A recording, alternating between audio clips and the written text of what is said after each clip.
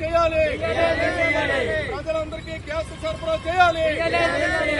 Gas కొరత పెట్టి ప్రజల బ్రతుకులతో చెలగటమాడొద్దు. వంట గ్యాస్ కొరత పెట్టి ప్రజల ప్రాణాలతో చెలగటమాడొద్దు.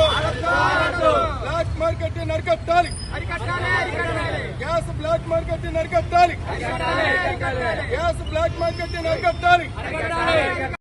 గ్యాస్ కొరత పెట్టి ప్రజల ప్రాణాలు తీయొద్దు. యుద్ధం వద్దు, శాంతం వద్దు, యుద్ధం వద్దు, శాంతం వద్దు, యుద్ధం వద్దు, శాంతం వద్దు, యుద్ధం వద్దు. శాంతం వద్దు. ఇరాన్ పై ఇజ్రాయెల్ అమెరికా జరుపుతున్న దాడులు వెంటనే ఆపాలి. ఆపాలి, ఆపాలి, ఇరాన్ పై అమెరికా ఇజ్రాయెల్ జరుపుతున్న దాడులు ఆపాలి. ఆపాలి, ఆపాలి. యుద్ధం పేరుతో ధరలు పెంచడం అన్యాయం. అన్యాయం, అన్యాయం, యుద్ధం పేరుతో ధరలు పెంచడం అన్యాయం. అన్యాయం, అన్యాయం.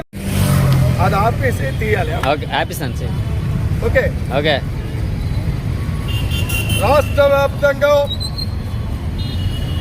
ఇంటి అవసరం ఎల్పిజి గ్యాసు, చిన్న చిన్న టీ కొట్లు, టిఫిన్ షాపులకు కావలసినటువంటి కమర్షియల్ కోసం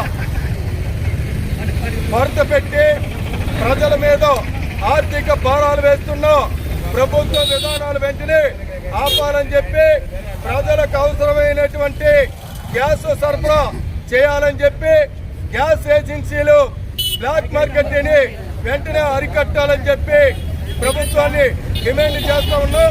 ఇవాళ ఇరాన్ పైన అమెరికా ఇజ్రాయెల్ జరుపుతున్నటువంటి దాడిలో పేరుతోటి ప్రజల మీద ఆర్థిక భారాలు వేసేటువంటి ప్రభుత్వ విధానాలు మార్చుకోవాలని చెప్పి స్థానికంగా ఉన్నటువంటి ఎమ్మెల్యేలు, మంత్రులు, అదేవిధంగా ఎంపీలు తక్షణమే చొరవ తీసుకొని ఈ గొడవల్లో ఉన్నటువంటి దొంగ నిల్వలు బయటపెట్టి ప్రజలందరికీ ఒరిజినల్ రేటుకి గ్యాస్ సరఫరా చేసి వారి బతుకులకి రక్షణ కల్పించాలని చెప్పి ప్రభుత్వాన్ని డిమాండ్ చేస్తా ఉన్నాం.